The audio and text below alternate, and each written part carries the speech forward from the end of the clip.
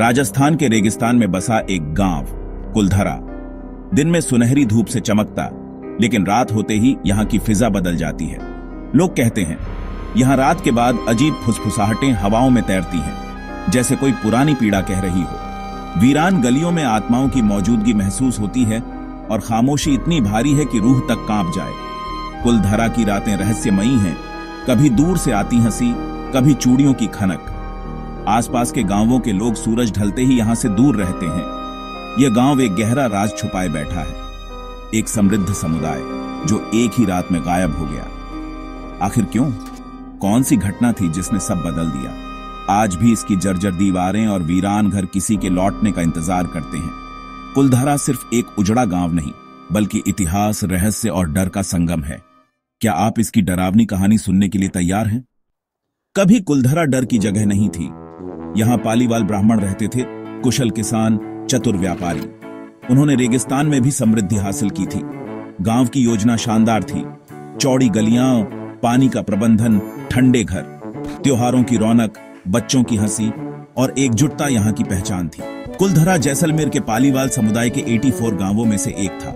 उनकी बुद्धिमत्ता और वास्तुशिल्प आज भी खंडहरों में झलकती है। सदियों तक यहां खुशहाली रही, लेकिन किस्मत को कुछ और मंजूर था। अंधेरे बादल मंडराने लगे थे। एक साया इस समृद्ध गांव पर छाने वाला था, जो सब कुछ बदल देगा। मुसीबत की शुरुआत हुई सलीम सिंह से, जैसलमेर का निर्दयी दीवान। उसकी नजर गांव के मुखिया की बेटी पर थी। उसने गांव वालों को अल्टीमेटम दिया, या तो लड़की सौंप दो या फिर भारी टैक्स और हिंसा झेलो। पालीवाल ब्राह्मणों के लिए इज्जत सबसे ऊपर थी। उन्होंने एक गुप्त सभा बुलाई और फैसला लिया, अपनी जमीन, घर सब कुछ छोड़ देंगे, लेकिन आत्मसम्मान नहीं। एक ही रात में कुलधरा और आसपास के 84 गांव खाली हो गए। हजारों लोग ऐसे गायब हो गए जैसे कभी थे ही नहीं। जाते जाते उन्होंने गांव को श्राप दिया, अब कोई यहां बस नहीं पाएगा। ये श्राप आज भी कुलधरा पर मंडराता है। उस रात के बाद से कुलधरा वीरान है। कई बार लोगों ने यहां बसने की कोशिश की, लेकिन हर बार अजीब घटनाओं ने उन्हें भगा दिया। रात में हवाओं में गूंजती आवाजें, खाली मकानों से आती फुसफुसाहटें और खंडहरों में दिखते साए, ये सब आम अनुभव हैं। पर्यटक भी अक्सर कहते हैं कि कोई अदृश्य निगाहें उन्हें देख रही हैं।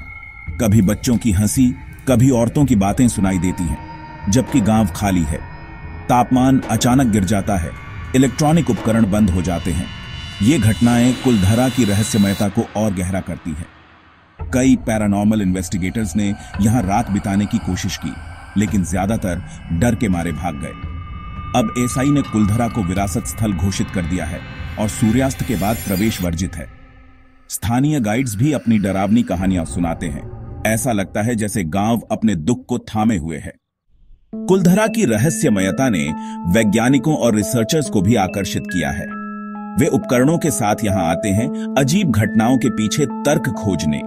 कभी कभी ईएमएफ मीटर पर अजीब रीडिंग्स मिलती हैं, या थर्मल कैमरों से ठंडी जगहें रिकॉर्ड होती हैं, लेकिन पक्के सबूत अब तक नहीं मिले।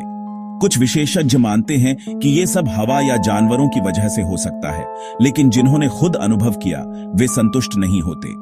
इतने लोगों के एक जैसे अनुभवों को सिर्फ कल्पना कहकर टालना मुश्किल है। इतिहासकार मानते हैं कि पानी की कमी, भारी कर या भूकंप जैसी वजहें भी पलायन का कारण हो सकती हैं। लेकिन श्राप की कहानी लोक कथाओं में इतनी गहराई से बसी है कि वही सबसे ज्यादा मानी जाती है। कुलधरा आज भी अपने राज छुपाए बैठा है। कोई भी सिद्धांत इसकी रहस्यात्मकता को पूरी तरह नहीं सुलझा पाया। यही रहस्य इसे इतिहास, लोक कथा और डर का अनोखा संगम बनाता है। कुलधरा आज भी एक अनसुलझा रहस्य है, एक गांव जो वक्त में थम गया है। इसके खंडहर उस रात की गवाही देते हैं जब पालीवाल ब्राह्मण अचानक गायब हो गए और अपने पीछे श्राप छोड़ गए। भूतों की कहानियां, अजीब आवाजें और रहस्यमय एहसास आज भी लोगों को यहां खींचते हैं। सरकार ने इसे पर्यटक स्थल के रूप में संरक्षित किया है। दिन में आप यहां घूम सकते हैं, लेकिन सूरज ढलते ही माहौल बदल जाता है। ज्यादातर लोग रात होने से पहले ही गांव छोड़ देते हैं। कुलधरा की कहानी हमें अन्याय के परिणाम और मानवीय भावनाओं की ताकत सिखाती है।